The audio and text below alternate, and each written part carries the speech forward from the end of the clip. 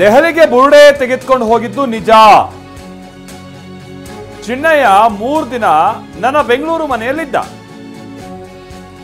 ನಾವು ಹಾಗೆ ನಮ್ಮ ಮನೆಯವರೆಲ್ಲ ಸೇರಿ ಅಂದ್ರೆ ಮನೆಯವರೊಂದಿಗೆ ಊಟ ಹಾಕಿದ್ದೀವಿ. ಸೊ ಪ್ರಕರಣ ಇಲ್ಲಿವರೆಗೆ ಬರುತ್ತೆ ಅಂತ ನನಗೆ ಗೊತ್ತಿರಲಿಲ್ಲ. TV9ಗೆ ಜಯಂತ್ ಕೊಟ್ಟಿರುವಂತ ಮಾಹಿತಿ ಇದು. ಹೌದು, ಆತ ನನ್ನ ಪೀಣ್ಯ ನಿವಾಸದಲ್ಲಿದ್ದಂಥದ್ದು ನಿಜ. ಅಷ್ಟೇ ಅಲ್ಲ, ಬುರುಡೆಯನ್ನ ದೆಹಲಿಗೆ ತೆಗೆದುಕೊಂಡು ಹೋಗಿದ್ದು ಕೂಡ ನಿಜ. ಈ ಬುರುಡೆ ಸುತ್ತ ಕತೆ ಹೆಣೆಯೋ ಕೆಲಸವನ್ನ ಬಹಳ ವ್ಯವಸ್ಥಿತವಾಗಿ ಮಾಡಿದ್ದಾರೆ ಅನ್ನುವಂಥದ್ದು ಕ್ಲಿಯರ್ ಆಗಿ ಗೊತ್ತಾಗ್ತಾ ಇದೆ. ಈ ಹಂತದಲ್ಲಿ ಏನಾದ್ರೂ ಆ ಚಿನ್ನಯ್ಯ ಮತ್ತೆ ಸುಳ್ಳು ಹೇಳಿರೋದು, ಇವ್ರಗಳ ಮೇಲೆ ಈಗ ಹೆಂಗೆ ಸುಜಾತ ಮೇಲಿನ ಮೇಲೆ ನನಗೆ ಗೊತ್ತಿಲ್ಲ, ಎಲ್ಲ ಇವ್ರಗಳ ಷಡ್ಯಂತ್ರ ಮತ್ತೊಂದು ಅನ್ನುವಂಥ ರೀತಿಯಾಗಿ ಹೇಳ್ತಾ ಇದ್ದಾರೆ. ಅದು ಸತ್ಯನೋ ನಿಜನೋ ಅದು ಇನ್ನು ಬಯಲಿಗೆ ಬರಬೇಕಿದೆ. ಅದೇ ರೀತಿಯಾಗಿ ಈ ದೂರುದಾರ ಕೊಟ್ಟಿದ್ದಂಥ ಮಾಹಿತಿನ ಇದು, ಅದರ ಆಧಾರದ ಮೇಲೆ ನಡೀತಾ ಇರುವಂಥ ತಲಾಶ ಇದು ಅನ್ನುವಂಥದ್ದು ಒಂದು ಗುಮಾನಿ ಇದ್ದೇ ಇರುತ್ತೆ. ಬಟ್ ಜಯಂತ್ ಎಕ್ಸ್ಕ್ಲೂಸಿವ್ ಆಗಿ TV9 ಜೊತೆಗೆ ಆಗಿರುವಂಥ ಕೆಲ ಘಟನೆಗಳನ್ನು ಒಪ್ಕೊಂಡಿದ್ದಾರೆ. ಜಯಂತ್ ಹೇಳ್ತಾ ಇರೋ ಪ್ರಕಾರವಾಗಿ ಚಿನ್ನಯ್ಯ ತನ್ನ ಮನೆಯಲ್ಲಿದ್ದಂಥದ್ದು ನಿಜ. ಮನೆಯವರೊಂದಿಗೆಲ್ಲ ಸೇರಿ ನಾವು ಊಟ ಹಾಕಿದ್ದೀವಿ. 4 ತಿಂಗಳ ಹಿಂದೆ ಮನೆಗೆ ಕರ್ಕೊಂಡು ಬಂದಿದ್ದು ಹೌದು. ಚಿನ್ನಯ್ಯ ಜೊತೆಗೆ ಮಹಜರ್ ಮಾಡೋದಕ್ಕೆ ಈಗ ಬಂದಿದ್ದಾರೆ. ನಾನು ಊರಿನಲ್ಲಿದ್ದೀನಿ, ಬೆಂಗಳೂರಿನಲ್ಲಿ ಮಗ ಹಾಗೆ ಮಗಳಿದ್ದಾರೆ. ಅವರಿಗೆ ಕೇಳ್ಬೋದು, ಏನೇ ಇದ್ರು ಅವ್ರನ್ನೇ ಕೇಳಿ ಅಂತ ಜಯಂತ್ ಮಾಹಿತಿಯನ್ನ ಕೊಟ್ಟಿದ್ದಾರೆ. ಜಯಂತ್ ಬಹುಶಃ ಸದ್ಯ ಬೆಳ್ತಂಗಡಿಯಲ್ಲಿದ್ದಾರೆ ಅಂತ ಕಾಣಿಸುತ್ತೆ. ನಮ್ಮ ಜೊತೆಗೆ ಪೃಥ್ವಿ ನಮ್ಮ ಪ್ರತಿನಿಧಿ ಮಾತನಾಡ್ತಾ ಅದೇ ಹೇಳ್ತಾ ಇದ್ರು, ನಿನ್ನೆ ಸಂದರ್ಭದಲ್ಲೆಲ್ಲ ಜಯಂತ್ ಅಲ್ಲೇ ಇದ್ರು ಅಂತ ಹೇಳ್ಕೊಂಡು. ಆದರೆ ಈಗ ಅವರ ಪೀಣ್ಯಕ್ಕೆ ಸಂಬಂಧಪಟ್ಟ ಹಾಗಿನ ನಿವಾಸದಲ್ಲಿ ತಲಾಶ್ ನಡೀತಾ ಇರುವಂತಹ ಸಂದರ್ಭದಲ್ಲಿ ಜಯಂತ್ ಒಪ್ಕೊಂಡಿದ್ದಾರೆ. 4 ತಿಂಗಳ ಹಿಂದೆ ಭೇಟಿ ಮಾಡಿದ್ದು ಹೌದು, ಮತ್ತೊಂದು ಅಂತೇಳಿ. ಇವರೆಲ್ಲ ಈ ದೂರುದಾರ ಕೊಡ್ತಾ ಇರುವಂತ ಆಗಿನ ಸಂದರ್ಭದ ಮಾಹಿತಿಯನ್ನ ಆಧರಿಸಿ ಅದೆಲ್ಲ ನಿಜ ಅಂತ ಹೇಳಿ ಈ ತರದ ಹೋರಾಟಕ್ಕೆ ಧುಮುಕಿದ್ರು. ಪ್ರಖ್ಯಾತ ಮಠದ ಸ್ವಾಮೀಜಿಯನ್ನ ಅವರು ಭೇಟಿ ಮಾಡಿದ್ರು. ಸ್ವಾಮೀಜಿಯನ್ನ ಚಿನ್ನಯ್ಯ ಮತ್ತಿತರರು ಭೇಟಿ ಮಾಡಿದ್ದು ನಿಜ. ಇದೆಲ್ಲವನ್ನ ಕೂಡ TV9 ಕಳೆದ 4-5 ದಿನಗಳ ಹಿಂದೆನೆ ರಾಜ್ಯದ ಜನರ ಮುಂದೆ ಇಟ್ಟಿತ್ತು. ಯಾವ ಮಠದ ಸ್ವಾಮೀಜಿ ಅಂತ ಚಿನ್ನಯ್ಯ ಜೊತೆಗಿದ್ದವರೇ ಹೇಳಿ, ಈ ಪ್ರಕರಣದಲ್ಲಿ ನಾನು ಯಾವುದೇ ಶಿಕ್ಷೆ ಅನುಭವಿಸೋಕ್ಕೂ ಕೂಡ ಸಿದ್ಧ. ಪ್ರಖ್ಯಾತ ಮಠದ ಸ್ವಾಮೀಜಿಯನ್ನ ಅವರು ಭೇಟಿ ಮಾಡಿದ್ದರು. ಸ್ವಾಮೀಜಿಯನ್ನ ಚಿನ್ನಯ್ಯ ಮತ್ತಿತರರು ಭೇಟಿ ಮಾಡಿದ್ದು ಕೂಡ ನಿಜ ಅಂತಾನು ಕೂಡ ಜಯಂತ್ ಅವರು ಹೇಳಿಕೆಯನ್ನ ಕೊಟ್ಟಿದ್ದಾರೆ. ಅಲ್ಲಿಗೆ 1 ವಾರ ಹೆಚ್ಚು ಕಡಿಮೆ ನಾನು ಹೇಳಿದಂಗೆ 4-5 ದಿನದ ಹಿಂದೆ TV9 ಇದೇ ವಿಚಾರವಾಗಿ ಸುದ್ದಿಯನ್ನ ಬಿತ್ತರಿಸಿತ್ತು.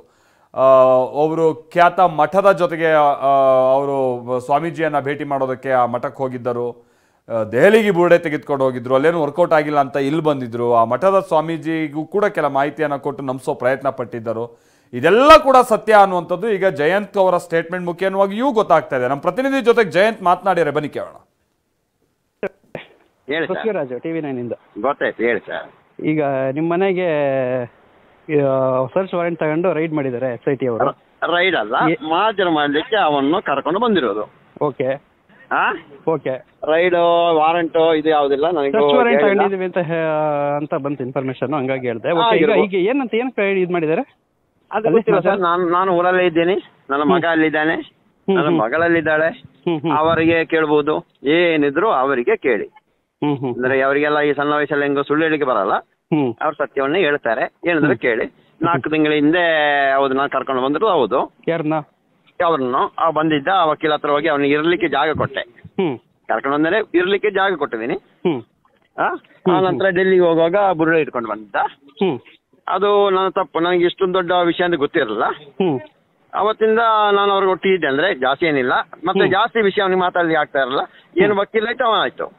ನಾನು ಕರ್ಕೊಂಡು ಹೋಗೋದು, ಕರ್ಕೊಂಡು ಗಾಡಿ ಆಟೋ ಬುಕ್ ಮಾಡೋದು, ಅದ್ರಲ್ಲಿ ಹೋಗೋದು, ಕರ್ಕೊಂಡು ಬೈಕಲ್ಲೂ ಹೋಗಿ ಆಗ್ತಾ ಇರಲಿಲ್ಲ. ಯಾಕಂದ್ರೆ ಅವನ ಸೇಫ್ಟಿ ನೋಡ್ಬೇಕು. ಆ ಒಂದು ಇದರಲ್ಲಿ ಅವನು ಸ್ವಲ್ಪ ಹೊರಗಿನ ಪ್ರಪಂಚ ತೋರಿಸ್ದಂಗೆ ವಕೀಲ ಹತ್ರ ಕರ್ಕೊಂಡು ಬಂದಿದ್ದೆ. ಅವತ್ತು 2 ದಿನ ಏನೋ ಇದ್ದ. ಮನೆಯವ್ರು ನಾನು ಕೇಳಿದೆ, ಎಷ್ಟು ದಿನ? ಅವ್ರು ಹೇಳಿದ್ರು 2 ದಿನ ಇದ್ರ ಅಂತ ಹೇಳಿದ್ರು. ಅದು 2-3 ದಿನ ಅಷ್ಟೇ ಕೆಲಸ ಮಾಡಿದೀವಿ. ಅವನಿಗೆ ಊಟನೂ ಹಾಕಿದ ನಮ್ಮ ಮನೆಯವರು. ಪಾಪ ಮನೆಯವರಿಗೆ ಏನು ಗೊತ್ತಿಲ್ಲ, ಮಕ್ಕಳಿಗೆ ಗೊತ್ತಿಲ್ಲ. ಮೊನ್ನೆ ಫೋಟೋ ನೋಡುವಾಗ ಕೇಳ್ತಾ ಇದಾರೆ, ಅಪ್ಪ ಇವರೇ ಅಂದಲ್ವ ಅಂತ. ಇಷ್ಟೊಂದು ಆಗಿದೆ ಸರ್. ಇವಾಗ ಅಲ್ಲಿಂದ ಡೆಲ್ಲಿಗೆ ಕರ್ಕೊಂಡು ಹೋದೆ. ಮೊನ್ನೆ ಹೇಳಿದಿನಲ್ಲ, ಡೆಲ್ಲಿಗೆ ಕರ್ಕೊಂಡು ಹೋದೆ. ಅದರಲ್ಲಿ ಏನೇ ತಪ್ಪಿದ್ರು ನಾನು ಅದನ್ನು ಸ್ವೀಕರಿಸಿ ರೆಡಿ ಇದ್ದೀನಿ. ಅಂದ್ರೆ ಕರ್ಕೊಂಡು ಹೋಗಿದ್ರಿ ಡೆಲ್ಲಿಗೆ? ಒಂದು ಭೀಮಾ ಅಂತ ಹೇಳಿದ್ವಿ, ಭೀಮಾ, ಸುಜಾತ, ನಾನು, ಗಿರೀಶ್ ಮಠನವರು. ಹೋಗಿರೋದು.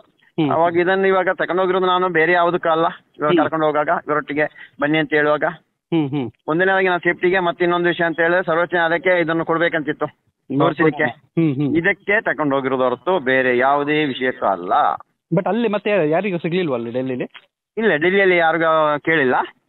ಅಲ್ಲಿ ಅವ್ರದ್ದು ರಾಮ ಮಂದಿರ ಇತ್ತು, ಅಲ್ಲಿ ಇಟ್ಟಿದ್ವಿ. ತಿರ್ಗಾ ಕಾರಲ್ಲಿ ಹೋದೆ, ಸರ್ವೋಚ್ಚ ನ್ಯಾಯಾಲಯ ಒಳಗೆ ನಾನು ಹೋದೆ. ಒಳಗೆ ಹೋಗಿಲ್ಲ, ಗೇಟಿಂದ ಈ ಕಡೆ ಕಾರಲ್ಲಿ ಹೋಗಿದ್ರಾ?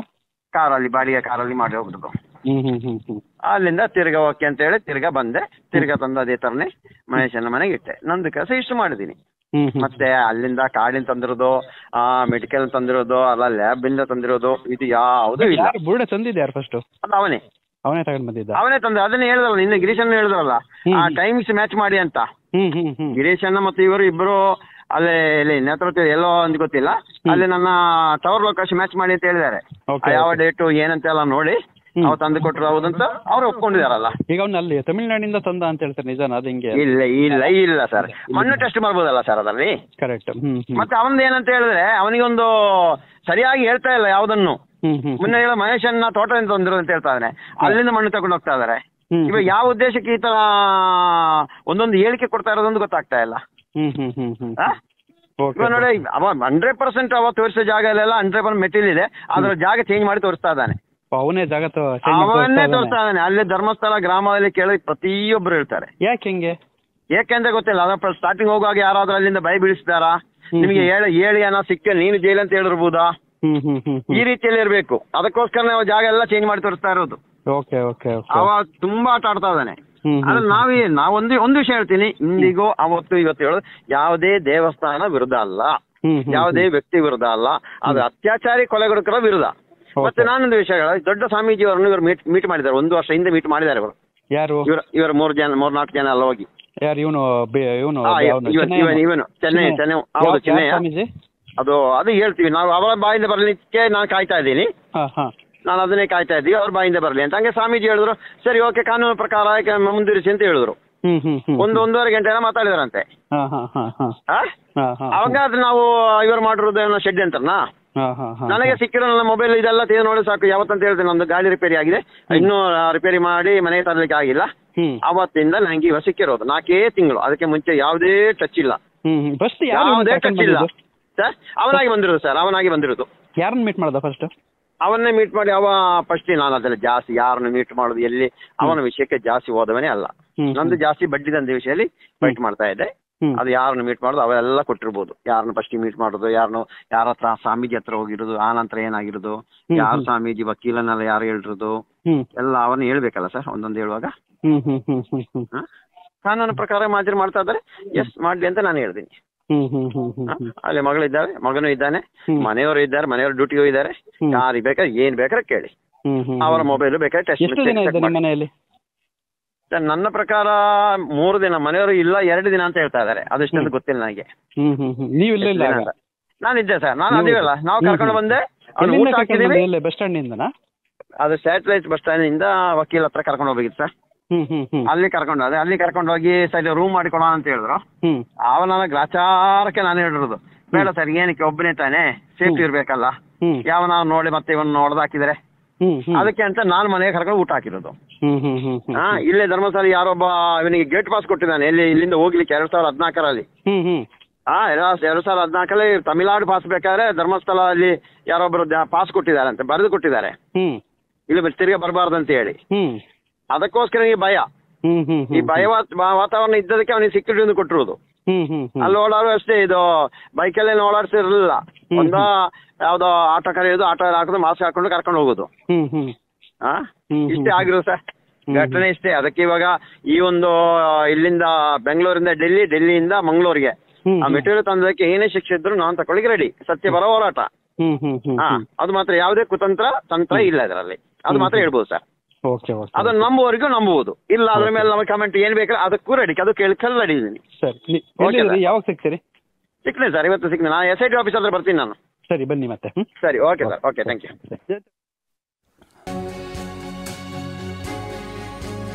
ಸುಪ್ರೀಂ ಕೋರ್ಟ್ಗೆ ಬುರುಡೆ ಕೊಡೋ ಪ್ಲಾನ್ ಇತ್ತು. ಈ ಬುರುಡೆನ ಸುಪ್ರೀಂ ಕೋರ್ಟ್ಗೂ ಕೂಡ ಕೊಡೋ ಪ್ಲಾನ್ ಇತ್ತಂತ ಇವ್ರುಗಳದು. ಆದ್ರೆ ಸುಪ್ರೀಂ ಕೋರ್ಟ್ ಅಲ್ಲಿ ಆಗಿರ್ಲಿಲ್ಲ. ವಾಪಸ್ ಬಂದು ಮಹೇಶ್ ಅಣ್ಣನಿಗೆ ಬುರುಡೆ ಕೊಟ್ವಿ. ಬೆಂಗಳೂರಿನಿಂದ ದೆಹಲಿಗೆ ಕರ್ಕೊಂಡು ಹೋಗಿದ್ದೆ ಅದ್ ನಾನೇ. ಬುರುಡೆ ಚಿನ್ನಯ್ಯನನ್ನ ದೆಹಲಿ ಕರ್ಕೊಂಡು ಹೋಗಿದ್ದೆ. ಆ ಟೈಮ್ನಲ್ಲಿ ಸುಜಾತ ಇದ್ರು, ನಾನಿದ್ದೆ, ಗಿರೀಶ್ ಮಟ್ಟಣ್ಣನವರು ಇದ್ರು. ಜಯಂತ್ ಹೇಳಿರೋ ಮಾತು, ನಾನಿದ್ದೆ ಅಂದ್ರೆ ಜಯಂತ್ ಹೇಳಿರೋದು ನಮ್ಮ ಜೊತೆಗೆ ಮಾತನಾಡ್ತಾ. ಸೊ ಇದು ಜಯಂತ್ ಮಾತನಾಡ್ತಾ ಒಂದು ಮಾತನ್ನ ಹೇಳಿದ್ರು, ನೀವು ಅದನ್ನ ಕೇಳಿಸ್ಕೊಂಡಿರ್ಬೋದು. ಗ್ರಾಚಾರಕ್ಕೆ ತಗೊಂಬಂದು ನನ್ನ ಮನೇಲಿ ಬಿಟ್ಕೊಂಡೆ. ಅವ್ರು ಹೇಳಿದ್ರು ಲಾಯರು ಲಾಡ್ಜಲ್ಲಿ ಬಿಟ್ಬಿಡು ಅಂತ, ನಾನು ಗ್ರಾಚಾರಕ್ಕೆ ಕರ್ಕೊಂಬಂದು ನನ್ನ ಮನೇಲಿ ಬಿಟ್ಕೊಂಡೆ. ಗ್ರಾಚಾರ ಕೋರ್ಟ್ ಯಾಕೆ ಅಂತ ಅಂದ್ರೆ ಇವ್ರುಗಳಿಗೆ ಗೊತ್ತಾಗಿದೆ ಇವನನ್ನ ಕರ್ಕೊಂಬಂದು ಈತನ ಹೇಳಿದ ಮಾತನ್ನ ನಂಬಿ ಅದನ್ನ ದೊಡ್ಡ ಪುಕಾರಪ್ಸಿ ಈಗ ನೋಡಿದ್ರೆ ಏನೂ ಸಿಗದೆ ಇರುವಂತ ಸನ್ನಿವೇಶ ತಂದು ಖಾಲಿ ಕೈ ಮಾಡಿ ಕೂರಿಸಿದಾನಲ್ಲ, ಇವನ್ ಸಿಕ್ಕಿದ್ದೇ ಗ್ರಾಚಾರ ಅನ್ನುವಂಥ ಒಂದು ಭಾವನೆ ಇವ್ರುಗಳಲ್ಲಿ ಬಂದಿದೆ ಈಗ. ಬಟ್ ಈಗ ವಿಷಯ ಏನು ಅಂತ ಅಂದ್ರೆ ಈಗಲೂ ಜಯಂತ್ ಸೇರಿದಾಗೆ ಕೆಲವ್ರು ಹೇಳ್ತಾ ಇರೋದು, ಜಯಂತ್ ಕೂಡ ಟಿವಿ9 ಜೊತೆಗೆ ಮಾತನಾಡ್ತಾ ಅದನ್ನೇ ಹೇಳ್ತಾ ಇದ್ರು, ಅವನು ತೋರಿಸಿರೋ ಜಾಗಗಳಲ್ಲೇ ಆಸ್ಪಾಸಲ್ಲಿ ಬಾಡಿಗಳಿದೆ, ಅವನು ಉಗಿದಿದ್ದಾನೆ, ಅದರಲ್ಲಿ ಯಾವುದೇ ಡೌಟ್ ಇಲ್ಲ. ಆದರೆ ಈಗ ಅವನು ನಾಟಕ ಮಾಡ್ತೀಯಾನೆ, ಈಗ ಆತ ಸುಳ್ಳು ಹೇಳ್ತಾ ಇದ್ದಾನೆ, ಅವನು ಹೇಳಿದ್ದು ಯಾವುದೂ ನಂಬಂಗಿಲ್ಲ. ಅಲ್ಲಿಗೆ ಈಗಲೂ ಕೂಡ ಜಯಂತ್ ಅಂಡ್ ಟೀಮ್ ಈತ ಹೇಳಿರೋ ಪ್ರಕಾರವಾಗಿ ಘಟನೆಗಳು ನಡೆದಿದೆ. ಆದರೆ ಈಗ ಈತ ಉಲ್ಟಾ ಹೊಡಿತಿದ್ದಾನೆ ಅನ್ನುವಂಥದ್ದು ಅವರ ನಂಬಿಕೆಯಾಗಿದೆ ಅಂತ ಕಾಣಿಸುತ್ತೆ. ಅದನ್ನೇ ಅವ್ರು ಹೇಳ್ತಾ ಇರೋದು. ಅಲ್ಲಿಗೆ ಈ ವ್ಯಕ್ತಿ ಅಂದ್ರೆ ಯಾರೋ ಈ ಮಾಸ್ಕ್ ಮ್ಯಾನ್ ಅಥವಾ ಈ ಚಿನ್ನಯ್ಯ ಅಥವಾ ಇವ್ರು ಹೇಳ್ದಂಗೆ ಭೀಮಾ, ಈ ವ್ಯಕ್ತಿ ಹಾಗೆ ಉಳಿದಂತ ಈ ಹೋರಾಟದ ಟೀಮ್ ಇತ್ತಲ್ಲ, ಅವ್ರಗಳ ನಡುವೆ ಕಂಪ್ಲೀಟ್ ಆಗಿ ಈಗ ವಿಚಾರ ಸ್ಪ್ಲಿಟ್ ಆಗಿದೆ. ಅಥವಾ ಅವ್ರಗಳಲ್ಲಿರುವಂಥ ನಂಬಿಕೆ, ಪರಸ್ಪರ ಹೋರಾಟದ ಉದ್ದೇಶ ಅದೆಲ್ಲ ಕೂಡ ಕೊನೆಯಾಗಿದೆ ಅನ್ನುವಂಥದ್ದು ಗೊತ್ತಾಗ್ತಾ ಇದೆ. ನಂಬಿಕೆ ಇಲ್ಲ ಈಗ ಆತ ಏನ್ ಮಾಡ್ತೀಯೇನೆ ಏನು ಎತ್ತ ಅಂತ ಹೇಳಿ.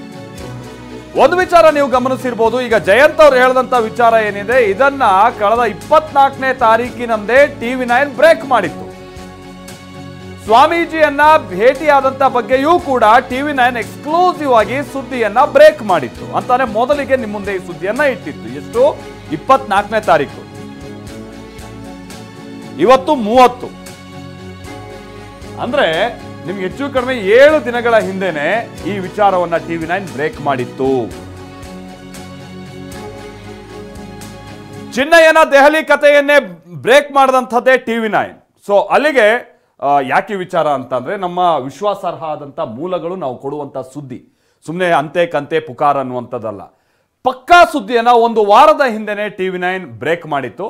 ಅದೇ ವಿಚಾರವನ್ನ ಇವತ್ತು ಜಯಂತ್ ಟಿವಿ9 ಜೊತೆಗೆ ಮಾತನಾಡುವಂತ ಸಂದರ್ಭದಲ್ಲಿ ಬಹಳ ಕ್ಲಿಯರ್ ಕಟ್ ಆಗಿ ಹೇಳ್ತಾ ಇದ್ದಾರೆ. ನಾನು ಯಾಕೆ ಹೇಳಿದೆ ಅಂದ್ರೆ ಅಗೈನ್ ನಮ್ಮ ವಿಶ್ವಾಸಾರ್ಹ ಸುದ್ದಿ ಮೂಲ, ಹಾಗೆ ನಾವಿಡುವಂತ ಸುದ್ದಿ ಎಷ್ಟು ಮಟ್ಟಿಗಿನ ವಿಶ್ವಾಸಾರ್ಹ ಆಗಿರುತ್ತೆ, ಎಷ್ಟು ಪಕ್ಕಾ ಆಗಿರುತ್ತೆ ಅನ್ನೋದಕ್ಕೆ ಒಂದು ಉದಾಹರಣೆ ಅಷ್ಟೇ. ಜಯಂತ್ ಮಾತನಾಡಿದಂತ ನಂತರದಲ್ಲಿ ಈಗ ಬಹಳಷ್ಟು ಪ್ರಶ್ನೆಗಳು ಉದ್ಭವ ಆಗ್ತಾ ಇದೆ. ನಮ್ಮ ಪ್ರತಿನಿಧಿ ಪೃಥ್ವಿ ಜೊತೆಗೇನೆ ಅವ್ರು ಮಾತನಾಡಿರುವಂಥದ್ದು. ಪೃಥ್ವಿ ನಮ್ಮ ಜೊತೆಗೆ ಹಾಗೆ ಸಂಪರ್ಕದಲ್ಲಿದ್ದಾರೆ. ಪೃಥ್ವಿ, ನೀವು ಜಯಂತ್ ಹತ್ರ ಮಾತನಾಡುವಂತ ಸಂದರ್ಭದಲ್ಲಿ ಒಂದು ವಿಚಾರ ನಮ್ಗೆ ಕ್ಲಿಯರ್ ಆಗಿ ಗೊತ್ತಾಗಿದ್ದು ಅಂತ ಅಂದ್ರೆ ಆತ ಸಿಕ್ಕಿದ್ದೇ ಗ್ರಾಚಾರ ಅನ್ನೋ ರೀತಿಯಾಗಿ ಈಗ ಜಯಂತ್ ಹಾಗೆ ಅವ್ರ ಟೀಮ್ ಭಾವನೆ ಬಂದ್ಬಿಟ್ಟಿದೆ. ಜೊತೆಗೆ ಆತ ಕೊಟ್ಟಿದ್ದಂತ ಮಾಹಿತಿಯನ್ನ ನಂಬಿ ನಾವು ಕೆಟ್ವಿ ಅನ್ನುವಂತ ರೀತಿಯಾಗಿ ಅವ್ರ ಭಾವನೆ ಇದ್ದಂಗೆ ಕಂಡು ಬರ್ತಾ ಇದೆ.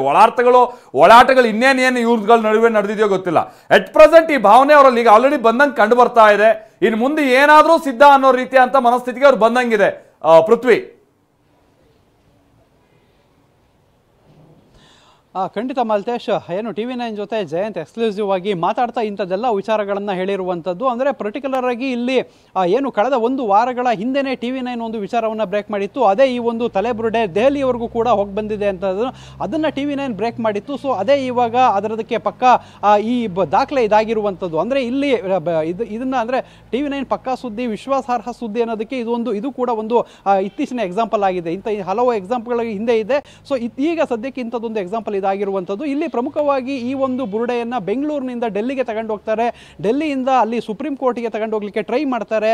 ಒಂದು ದಿನ ರಾತ್ರಿ ಆ ಬುರುಡೆ ಡೆಲ್ಲಿನಲ್ಲೇ ಇರುತ್ತೆ.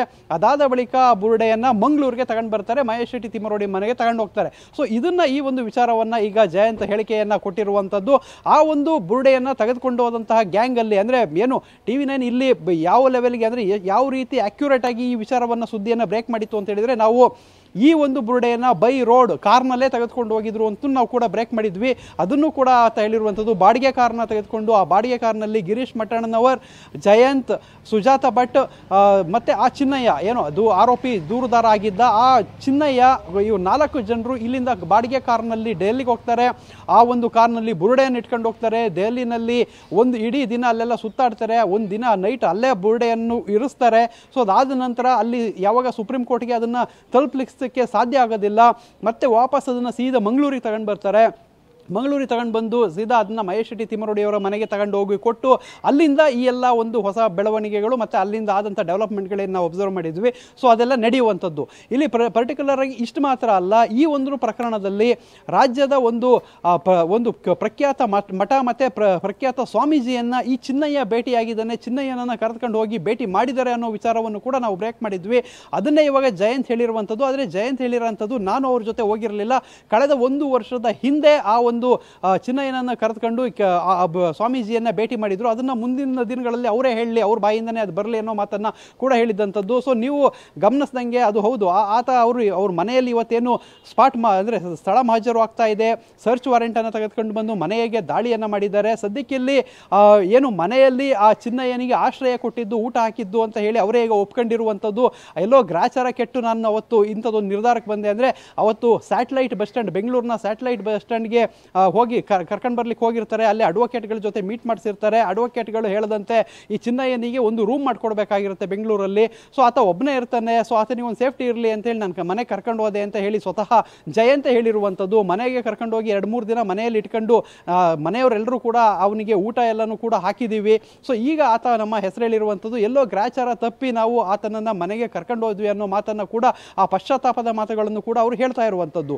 ಸೊ ಇಲ್ಲಿ ಗಮನಿಸಬೇಕಾದ್ರೆ ಈ ಬೆಳವಣಿಗೆಗಳೇನು ನಡೀತಾ ಇದೆ, ಈ ಬೆಳವಣಿಗೆಗಳು ನಡೆಯುವಂಥ ಸಂದರ್ಭದಲ್ಲಿ ಎಲ್ಲರೂ ಕೂಡ ಒಟ್ಟಿಗೆ ಇದ್ರು. ಗಿರೀಶ್ ಮಟ್ಟಣ್ಣನವರ್, ಮಹೇಶ್ ಶೆಟ್ಟಿ ತಿಮ್ಮರೊಡ್ಡಿ, ಜಯಂತ್ ಎಲ್ಲರೂ ಕೂಡ ಒಂದು ಒಟ್ಟಿಗೆ ಇದ್ರು. ಸೊ ಕಂಬೈನ್ ಆಗಿ ಕೆಲವೊಂದು ವಿಚಾರಗಳನ್ನ ಕೆಲಸವನ್ನ ಮಾಡ್ತಾ ಇದ್ರು. ಈಗ ಈ ಟೀಮ್ ಮಧ್ಯೆ ಎಲ್ಲೋ ಸ್ವಲ್ಪ ಬಿರುಕು ಮೂಡಿದೆ ಅನ್ನೋ ಒಂದು ಅನುಮಾನಗಳು, ಆ ಗುಮಾನಿ ಕೂಡ ಈ ಆಡಿಯೋ ಮತ್ತು ಈಗಿನ ಬೆಳವಣಿಗೆಗಳಲ್ಲೂ ಕೂಡ ಗೊತ್ತಾಗ್ತಾ ಇರುವಂಥದ್ದು.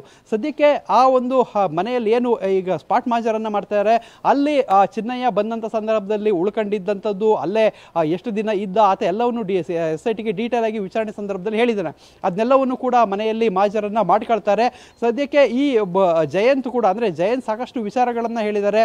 ಜಯಂತ್ ಹೇಳ್ತಾ ಇರುವಂತಹ ವಿಚಾರಗಳಲ್ಲಿ ಸಾಕಷ್ಟು ಅಂದ್ರೆ ಕೆಲವೊಂದು ವಿಚಾರಗಳು ಅಂದ್ರೆ ಸ್ವಾಮೀಜಿನ ಭೇಟಿ ಮಾಡಿದ್ದಂಥದ್ದು, ಸ್ವಾಮೀಜಿನೇ ಆಶೀರ್ವಾದ ಮಾಡಿದ್ರು, ಅಂದ್ರೆ ಸ್ವಾಮೀಜಿನೇ ಈ ಹೋರಾಟಕ್ಕೆ ಚಾಲನೆ ಕೊಟ್ಟಂತಾಗಿತ್ತು ಅನ್ನೋ ಮಾತುಗಳನ್ನು ಕೂಡ ಆ ದಾಟಿಯಲ್ಲಿ ಹೇಳಿದ್ದಂಥದ್ದು. ಅಂದ್ರೆ ಇಲ್ಲಿ ಅವ್ರು ಹೇಳೋಂಥದ್ದು ಷಡ್ಯಂತ್ರ ನಾವು ಮಾಡಿದ್ದೀವಿ ಅಂತ ಹೇಳೋದಾದರೆ, ಸೊ ಇವ್ರು ಯಾರ್ಯಾರನ್ನ ಭೇಟಿ ಮಾಡಿದ್ದಾರೆ ಅವರು ಷಡ್ಯಂತ್ರವನ್ನು ಮಾಡಿಲ್ವಾ, ಇಂಥದ್ದು ಮಾತುಗಳನ್ನು ಅವರು ಅಲ್ಲಿ ಮಾತಾಡ್ತಾ ಈ ವಿಚಾರವನ್ನು ಹೇಳಿದಂಥದ್ದು. ಒಟ್ಟಾರೆ ಈ ಒಂದು ಬುರುಡೆ ದೆಹಲಿಗೂ ಹೋಗಿತ್ತು, ಸುಪ್ರೀಂ ಕೋರ್ಟ್ ಹೋಗಲಿಕ್ಕೆ ಪ್ರಯತ್ನ ಪಟ್ಟಿತ್ತು. ಅದಾದ ಬಳಿಕ ಆ ಬುರುಡೆಯನ್ನು ಡೆಲ್ಲಿಯಲ್ಲೇ ಇರಿಸಿದ್ರು. ಅದಾದ ಬಳಿಕ ಇಲ್ಲಿಗೆ ತಂದಿದ್ದಂಥದ್ದು. ಸೊ ಇದೆಲ್ಲವೂ ಕೂಡ ಈಗ ಬೆಂಗಳೂರು SITಯ ತನಿಖೆ ಇವತ್ತು ಬೆಂಗಳೂರಿಗೆ ಬಂದಿರುವಂಥದ್ದು. SIT ತಂಡ ಅಧಿಕೃತವಾಗಿ ಅದರ ಚಿನ್ನಯ್ಯನನ್ನು ಕರ್ಕೊಂಡು ಬೆಂಗಳೂರಿನಲ್ಲಿ ತನಿಖೆಯನ್ನು ಆರಂಭಿಸಿರುವಂಥದ್ದು. ಯಾಕೆ ಅಂತ ಹೇಳಿದರೆ, ಈ ಬುರುಡೆ ಸ್ಟೋರಿ ಒಂದು ಹಂತದಲ್ಲಿ ಇಲ್ಲಿಂದ ಸ್ಟಾರ್ಟ್ ಆದರೆ ಅದಕ್ಕೆ ಮಿಡ್ಲ್ ಪಾಯಿಂಟ್ ಇದ್ದಿದ್ದೆ ಬೆಂಗಳೂರು. ಅವರ ಕೆಲವೊಂದು ಮಾತುಕತೆಗಳಿರ್ಬೋದು, ಬೆಂಗಳೂರು ಈ ಏನು ಈ ಮಾಸ್ಕ್ ಮ್ಯಾನ್ ಏನು ಇದು ಬುರುಡೆಯನ್ನು ತೆಗೆದುಕೊಂಡು ಬರ್ತಾನೆ, ಆತ ಫಸ್ಟ್ ಬುರುಡೆಯನ್ನು ತಂದು ಈ ಟೀಮ್ಗೆ ತೋರಿಸಿದ್ದೆ ಬೆಂಗಳೂರಲ್ಲಿ. ಆತ ಇಲ್ಲಿಗೆ ಬಂದು ತೋರಿಸಿಲ್ಲ, ಬೆಂಗಳೂರಲ್ಲೇ ತೋರಿಸಿದ್ದ. ಸೊ ಬೆಂಗಳೂರಿಗೆ ಬುರುಡೆಯನ್ನು ತಂದಿದ್ರಿಂದ ಅಲ್ಲೂ ಸಾಕಷ್ಟು ಕಡೆ ಸ್ಥಳ ಮಾಜರುಗಳು ಆಗಬೇಕಾಗಿರುತ್ತೆ. ಅದಕ್ಕೋಸ್ಕರ ಈಗ ಚಿನ್ನಯ್ಯನನ್ನು ಕರೆದುಕೊಂಡು ಈ ಒಂದು SIT ತಂಡ ಇಡೀ ಬೆಂಗಳೂರನ್ನು ಸುತ್ತಾಡಲಿಕ್ಕೆ ಈಗ ಬಂದಿರುವಂಥದ್ದು. ಸದ್ಯಕ್ಕೆ ಮುಂದಿನ ಹಂತಗಳಲ್ಲಿ ಇನ್ನೇನೇನು ಇದಕ್ಕೆ ಟ್ವಿಸ್ಟ್ ಅಂಡ್ ಟರ್ನ್ಸ್ ಪಡೆಯುತ್ತೆ ಅನ್ನೋದನ್ನ ಕಾದು ನೋಡಬೇಕಾಗಿದೆ. ಮಾಲ್ತೇಶ್, ಪೃಥ್ವಿ, ಮೇಜರ್ಲಿ ಇನ್ನೊಂದು ವಿಚಾರ ಅಂತ ಅಂದ್ರೆ, ಪೃಥ್ವಿ ನಿಮ್ ಜೊತೆ ಮಾತನಾಡ್ತೀನಿ ಪೃಥ್ವಿ, ಇದಕ್ಕೆ ಸಂಬಂಧಪಟ್ಟಂಗೆ